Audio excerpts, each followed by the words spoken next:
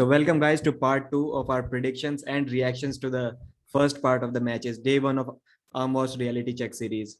So the first match, Ryan, Ted Wilson versus Armstrong. How did you see that match going?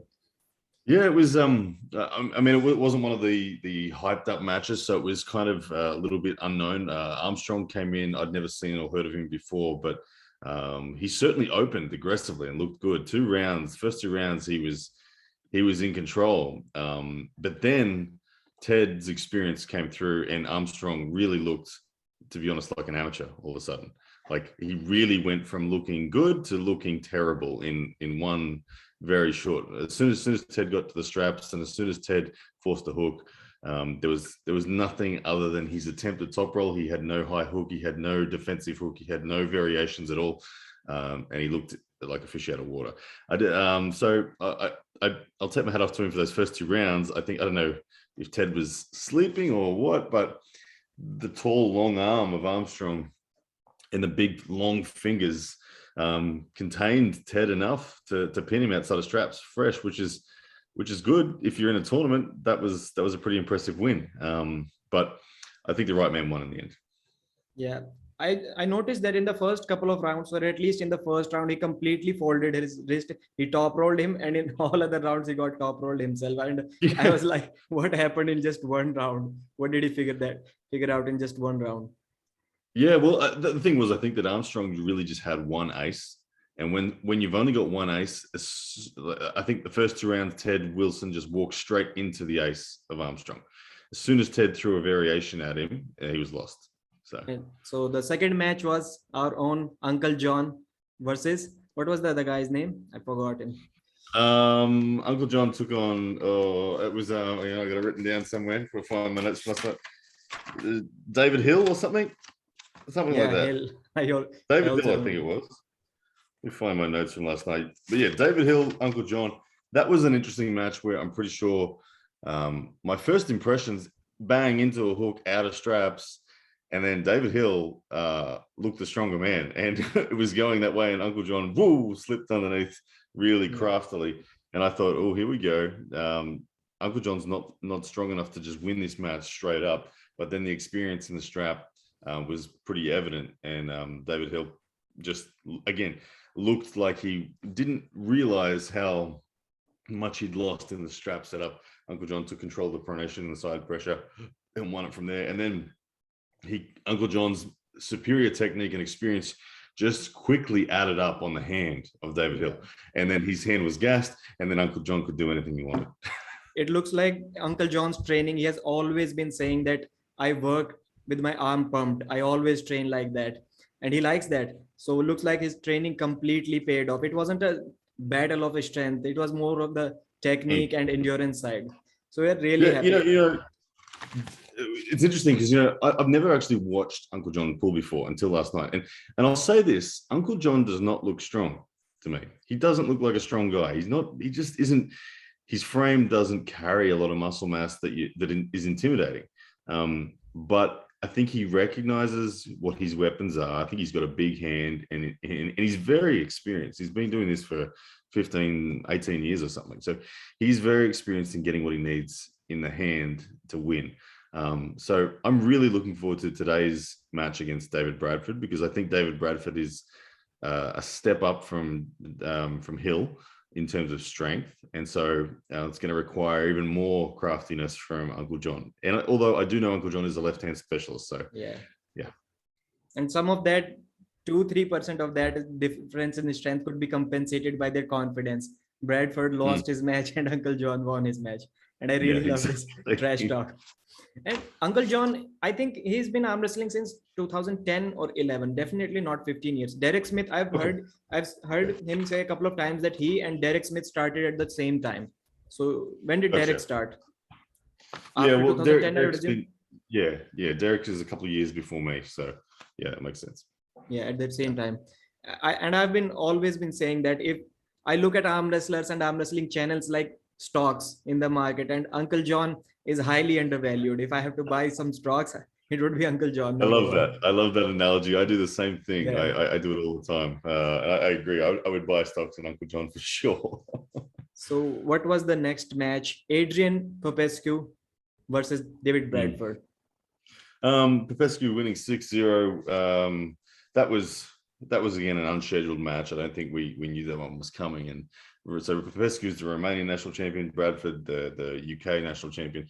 I actually was not impressed at all with either of these athletes. I thought it was really sloppy, ugly arm wrestling. I thought Popescu, despite him looking good on the scoreboard, the way he went about pinning Bradford to me looked very amateurish. He was very open and desperate. Like, what is that? Where are some fundamentals? Like, come on, win the hand, protect the fundamentals, and do it like a boss. Like, could you imagine seeing Janis Amolins doing that? Like, oh, it would have never happened.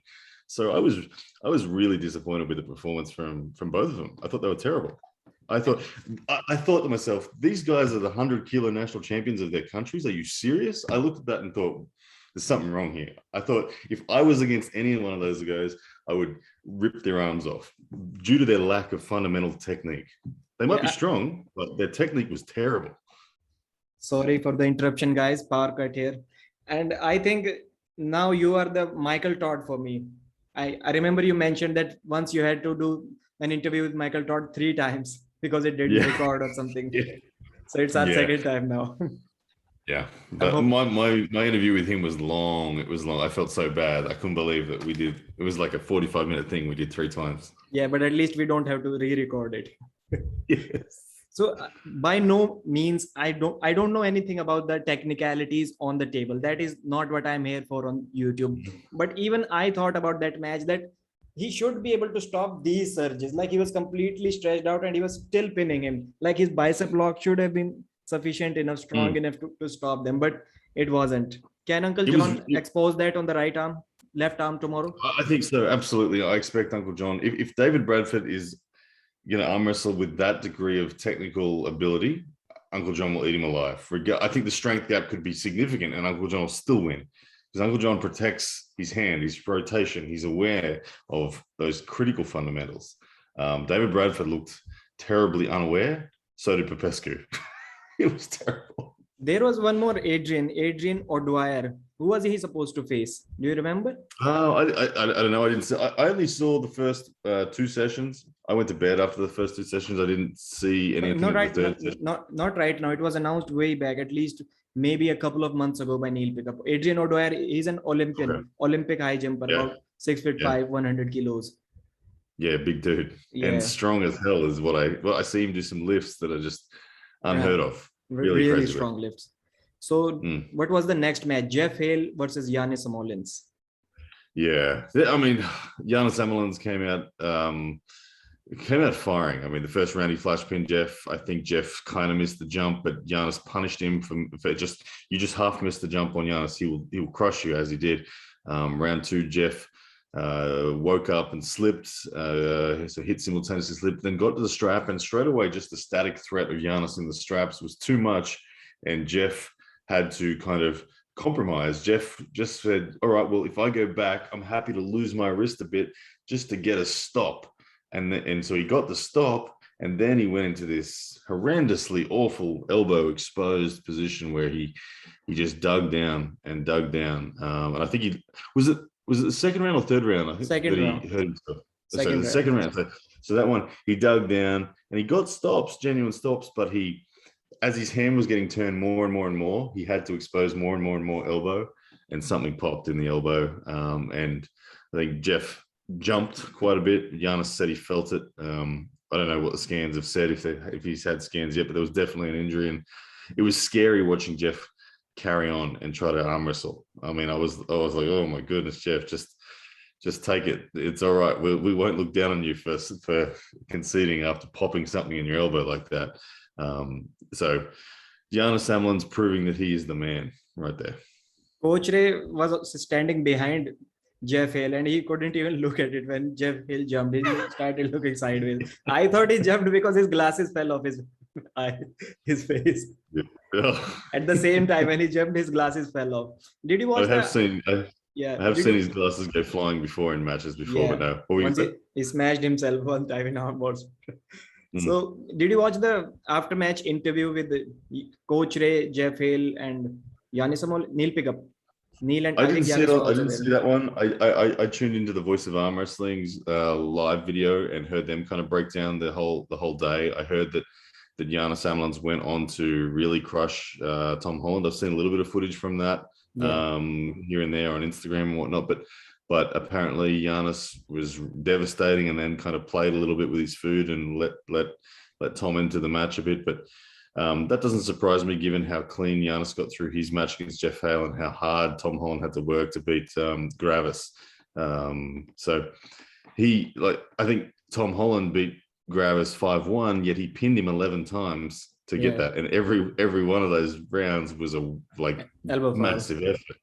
So I think Tom Holland v Janis fresh is a very different balance, and it's Janis still the favorite, but it's much closer. So the battleground didn't produce the kind of war that we were hoping for at the end, but simply because Janis got through way too clean.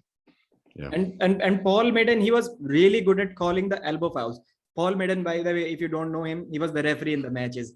He was really good at calling the elbow fouls, but I think he had no clue about what running foul means. Sometimes he was stopping the matches and sometimes he wasn't stopping them. I thought the same thing too. I'm sitting there pulling my hair out going, running fouls, Paul, running fouls. You don't restart. That's the whole idea. The whole damn idea is if you pop, you lose, you lose. You don't get a restart.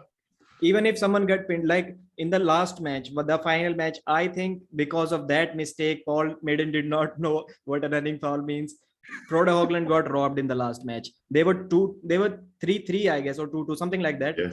And Frode pinned him. He elbow fouled, which should have been a running foul, but still he lifted his elbow that much from the pad, but still Frode pinned him in the last round. And had that round been given to Frode, he would have won that match. But he stopped that match. He did not give any running foul and restarted the match.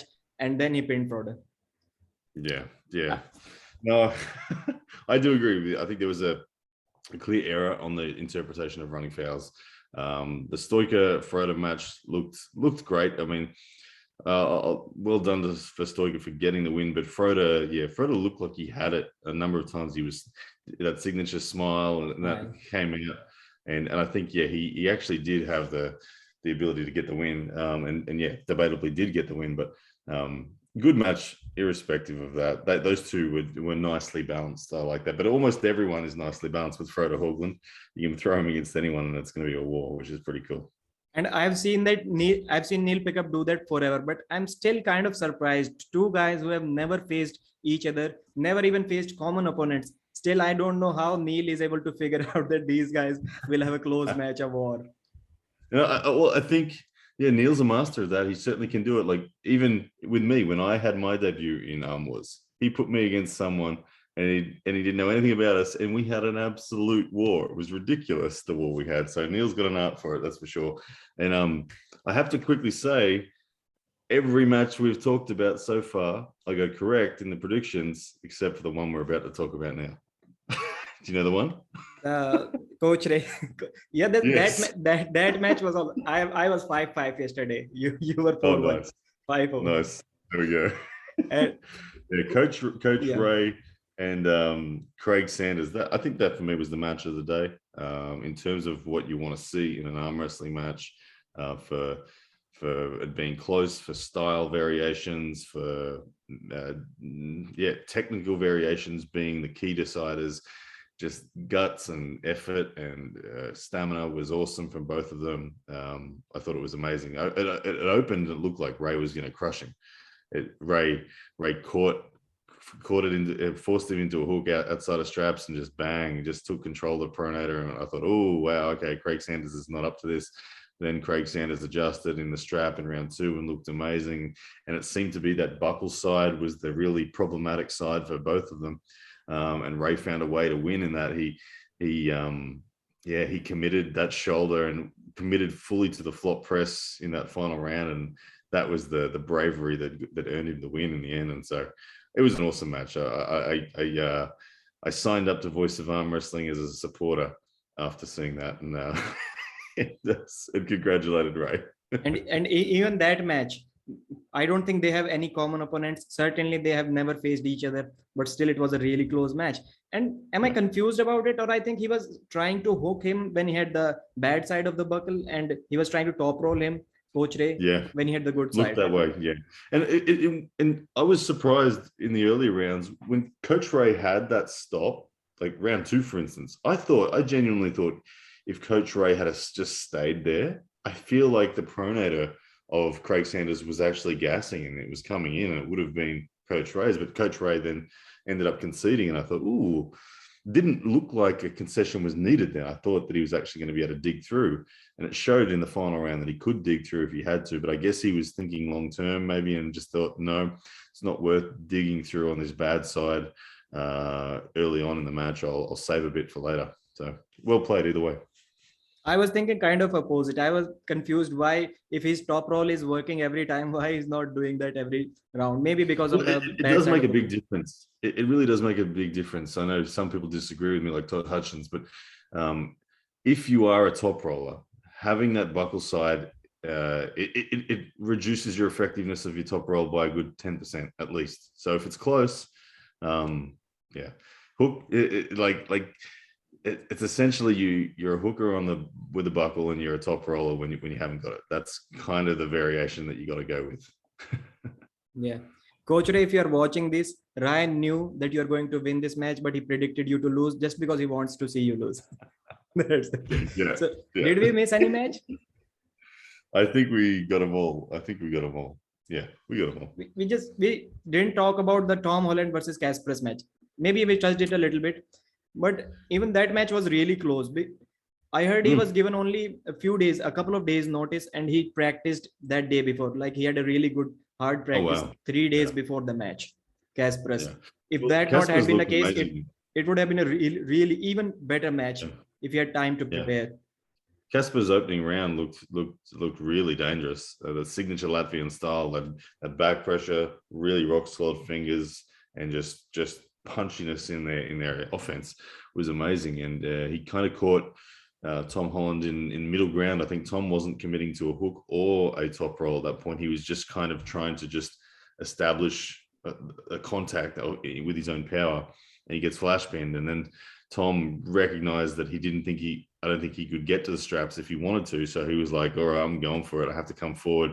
And the long lever of Tom was able to get the other side of Kasparas, which was impressive because Kasparas did look amazing. And Kasparas made that variations quite nicely when he realized that he could no longer get his top roll to the pin. He started looking for the press and getting his shoulder right behind. And there were a few moments where I thought he was going to get through, but it turned out to be the rotation of Tom Holland just was enough to prevent that final down pressure.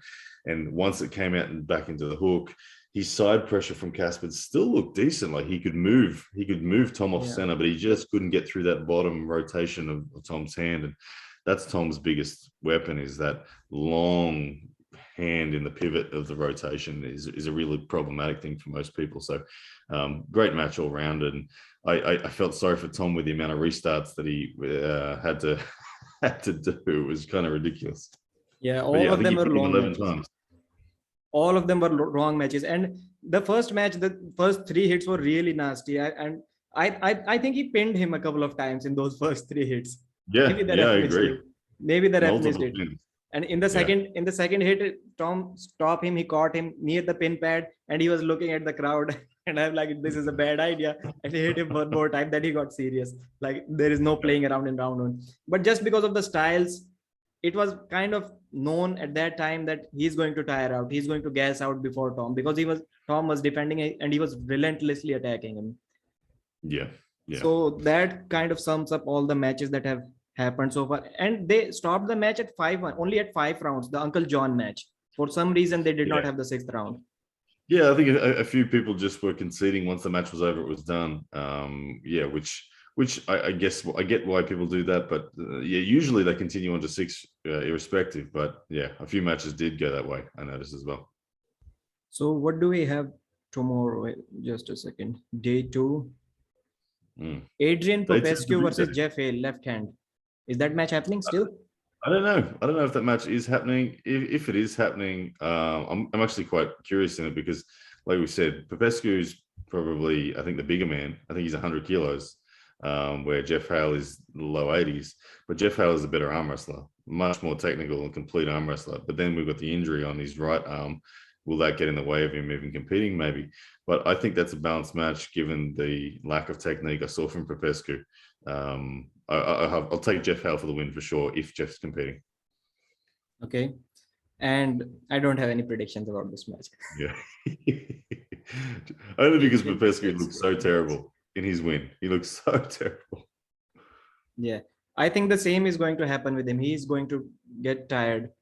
He didn't get tired. Actually, Bradford got tired, but I think Geoff can burn him out in this match. Mindaugas Teresitis versus Tom Holland was supposed to happen left-handed on day 2. So maybe now Kasparas, is he having both-handed matches? Possible? Yeah. I imagine he would. I would expect it to. So I don't know which hand is the better hand of either of those guys. So who knows? It's hard to give a prediction, but you'd have to say again, Tom. You'd think. Okay. Uncle John versus David Bradford, left hand. Yeah, I'm really looking forward to seeing this match, and I think that Uncle John will get the job done. I don't think Uncle John is as strong as David Bradford. From what I saw, David Bradford looks more physical. I think he's a slight bit taller. He's got broader shoulders on him. I don't know where the weight is on Uncle John that makes him the same weight. I don't see it. But I think the hand of Uncle John's is going to be better. I think David Bradford will probably win the first 2 rounds. But by then, he'll be technically opening up and being fatigued. No, I've got Uncle John to win at 4-2. Uncle John went from 300 to 200 pounds. I thought he would be shredded, but when he was standing at the table, I could see some side fat going on. It takes a while to get rid of it all. I know what it's like. Don't worry. But he has lost 100 pounds. 100 pounds. Yeah. I'm one of those guys that no matter what, I just can't shake the dad bod. No matter what. No matter what. It just doesn't go. I am the same, exactly same. So what other matches we have? Vlad and Bozhidar. So fortunately, they are there. They have arrived. I've heard the reports as well. The Bulgarians have arrived, which is good because today's the day where the headliner matches are happening, and Bozhidar and Vladislav Krasovskis are 2 genuine elite arm wrestlers. When we say the word elite, those guys really fit into that word well. They've got a long time rivalry. Bozhidar on the right is ahead. Vlad is ahead on the left. So I think they're both really hungry to win on their non-dominant arms. There's a part of me that wouldn't be surprised if it actually did go that way and Vlad won right and Bozhi won left. And I think that's just because they've mentally been dedicating so much time to working out how to win on their non-dominant arm that wouldn't surprise me if that happened. But then again, they have both been dominant in their respective arms, so it may continue that way. And refereeing might be a big factor too, because both of these guys are fast. Really. So if one guy gets the jump a little earlier and gets away with it, it's a big factor. Vlad, I think Bozhidar is not that fast, but he's good at catching people. Yeah. I think it was on Nail Pickup Show, and Coach Ray, I think he mentioned that Vlad is very fast. Then Bozhidar replied that people said the same about Talgat Aktaev, but I stopped him every round. Yeah. So he was really confident that speed is not going to matter in this match. So I think it is a very safe bet, right-handed Bozhidar and left-handed, because left-handed, his hand and wrist looks really strong. Vlad the Destroyer. And he has top rolled every time. I watched a compilation video of their matches. Maybe you have watched that too. Bozhidar versus Vlad, the rivalry or something like that. All of those matches combined in one video. And I saw Vlad taking his wrist every time left-handed, every time. Bozhidar's wrist just doesn't hold up. And the match looks more close on the right arm than the left arm. Vlad really dominates the left arm. Really. Yeah. So that would be our pick. Yeah. Bogdan Stoica versus Frode Haughland, left-handed. Well, I know that Frode says his left hand is weaker but better. I don't know where. I think Stoica is a right hand specialist, so I'm going to take Frode on this one. He won't be happy with the situation, having lost yesterday when he felt like he could have won. I think he'll make a point of it. He won't muck around as much as he can be known to do. I think he'll look for the kill, and I think he'll take it 4-2, 5-1, something like that. Okay. So left-handed, you have Bogdan, Frode Haughland. I missed Frode. that. Yeah. Yeah. I too think he's going to win. I think Frode Haughland is going to win. And Sasho Andreev versus Rob Vigent Jr. Yeah. Well, I originally was leaning very much towards Sasho. I apologize. I would have to stop you. Who do you want to see to win in this match? I want to create some controversy here. I want to see Sasho win it. I want to see Sasho. I want to see him win it with pure side pressure. But I, in terms of who I think is going to win, up until this point, I've been very much, I believe Sasho is going to win if it gets the straps, and I've just been 90% certain that it's going to get the straps every round. I think round one is the best round for Rob. Usually, it's not the best round for Rob. Usually, he's a slow starter, but I feel Rob will have a better chance of containing Sasho's ability to slip in round one. But once Sasho has felt the hand of Rob, I think he'll know where he has to go to get the slip. And then once he gets the slip, I struggle to see Rob winning. Now, that was what I was feeling generally leading up to this. But honestly, sometimes things change the closer you get to a match. And for me, that is happening. In my head, I'm starting to feel like Rob is going to win. Not enough that I'm going to say I think he will, but enough that I'm like, there's this thing in the back of my mind now that's just saying, if Rob gets a loose strap, he might win. Where before I thought, no, any strap will be Sasho. A loose strap from Rob, if he's cluey enough to get a loose strap, I think he's got enough. I think Sasho's hand will struggle to keep the purchase. So is Rob that cluey? I don't know. He should be. He's experienced enough, but. So I think when the buckle is on Rob's hand, he can control the tension and should make it as sloppy and loose as he possibly can, which is a tactic that you'll see people like Travis Bogdan use. Travis loves that side of the strap. So when I think about that, if Rob's using a loose strap as often as he can, all of a sudden he's edging towards the favorite. So this is really difficult. I'm going to stick with Sasho because I think he's going to get the strap and it'll be tight enough. But there's this thing that's like, oh my goodness, if a loose strap happens, Rob's going to win. I was talking to Bozhidar. I said that, Boji, please ask Sasho to use the riser, at least in round one, just to piss Rob Vigent off.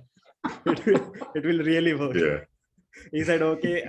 He assured me that he's going to convey that message to Sasho. Maybe we will see the riser. I think in that match. Imagine if it was 3-3 and they pull out the 7th round and he gets the riser for the 7th round. 4-3. And he wins. Rob would be spewing. He would lose his shit so bad.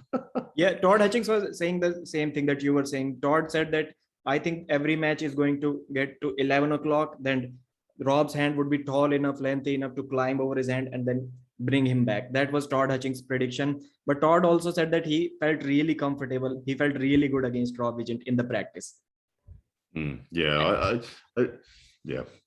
Well, that practice with Todd and RVJ, I don't read too much into it. I feel like RVJ was searching and feeling. He was gathering data, and I don't think he was trying to deny Todd really with any sort of significance. Where he'll be doing everything. He'll realize that if he goes into Sasho's lanes, it's all over. The Sasho's lanes are too low, and they'll derail Rob's power if he goes down there. So he will never voluntarily go down there. So he will be doing everything he can to stay well away from that and really bleed, first of all, the fingers of Sasho. And once the fingers are bled on Sasho, Sasho will never lose his fingers. He will voluntarily give up pronation and give up side pressure before losing fingers. So Rob's got to, first of all, gas his fingers to the point where Sasho has to go like this. And then when Sasho is out there, Rob can still keep into the fingers, we'll see a press finish from Rob in the straps. If the strap's loose, he can do that. If the strap is tight, Rob's pronation will get gas and it'll get sucked into even if Sasho's out here, Rob will end up being sucked into that hook, and then it'll come back and go Sasho's way. If there is a balance point where, let's say, Sasho does get a stop out here, he turns in the pronation, Sasho's still got to get through.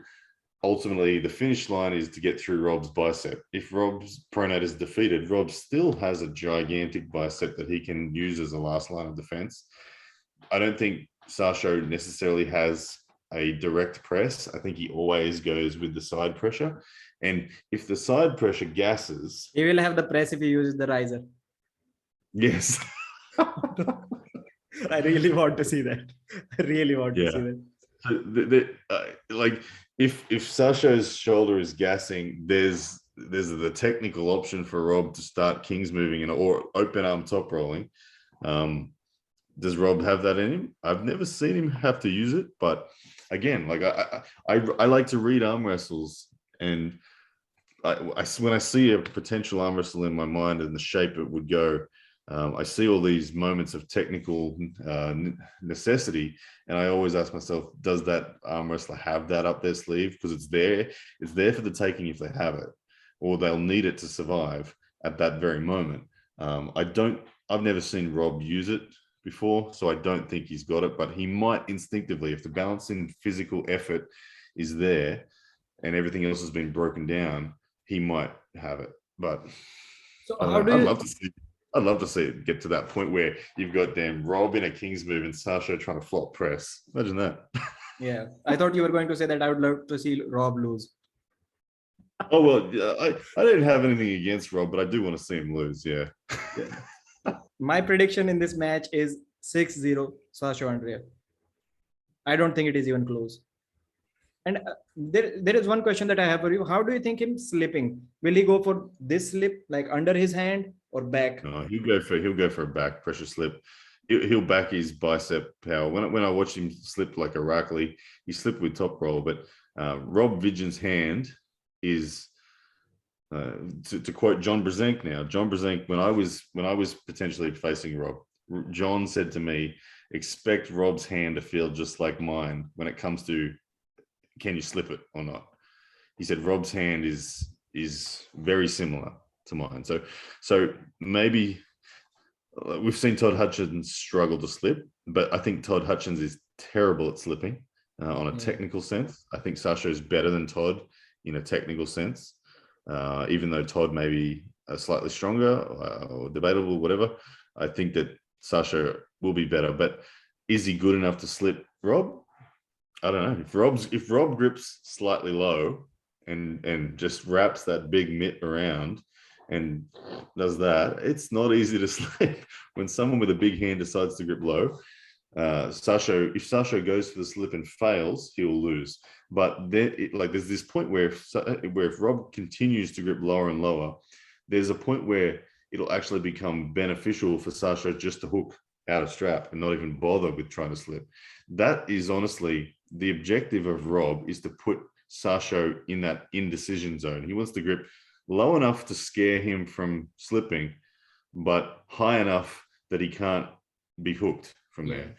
So that's the game that I think Rob is going to be playing, is how low can he go on Sasho? Because if he grips him low, there's no way Sasho can slip. No way. But Sasho could just pin him in a hook. So fine line. Todd said that after the match, I watched one of his recent videos. I think again with the interview with John Brzenk. So Todd said that he really thought that he could stop Zoloev like that, but for some reason he couldn't. And Geoff Hale said almost the same thing after the Janis match. Geoff said that I had some tricks up my sleeve, but I didn't get to use them. And when I was loading, Geoff said that in an after interview that when he was loading really hard, he said Janis didn't want anything of that. He didn't want that. Janis won't load anything. Janis is the master of the no load. He refuses it. Janis just gets the contact that he wants with his hand, and then any back pressure from his opponent, he just lifts his elbow, and he just says to the ref, center, give me center. He's lifting, and he doesn't zero load at all. He won't load at all. Janis, you can't make Janis load, and that's why Janis is so really quick. And that's the same with Vladislav Kasparas. He won't load with you either. No way. So we have already done the prediction of Ryan SP versus Alex Kurdecha, left and right. Just a brief, short prediction, less than a minute. Yeah, no worries. I think SB left for sure. I think he's that's his pedigree arm. He's been multiple world champion 3 times. I don't think that he's going to be beaten on left by Kurdecha, who is more of a right arm dominant athlete. The right arm is really the interesting one. I think Kurdecha is, in a lot of people's eyes, the favorite. In my eyes, he wasn't the favorite, but the fatigue of Espey, I think, is going to be a big factor. As you mentioned yesterday, Kurdecha's got a taller arm, bigger hand. So taking control of the top roll will likely be his, but Kurdecha generally has a struggle to finish matches. So Espey may kind of flat-handed stop, and then it's going to be like this with Kurdecha trying to look for a way to pin. I got Espey 4-2 on the right and 6-0 on left. Okay. I got Kurdecha 6-0 or maybe 5-1 on the right. And SP, same, 6-0 on the left. There you go. All right, Ryan. Yeah. Thanks for your time. Thank you very much. Let's reconvene and count our scores after tomorrow. Yeah. Or after tonight. You need to catch up, man. You're behind. So you got a clean sheet yesterday? You didn't get any wrong. I got 5 out of 5. Not one. All of them. That's all I gotta do. Well done. All right, guys. If any one of you have not subscribed to Ryan Bowen yet, please do it now, please. All right, Ryan. Bye-bye. All right. Thanks, mate. Take care.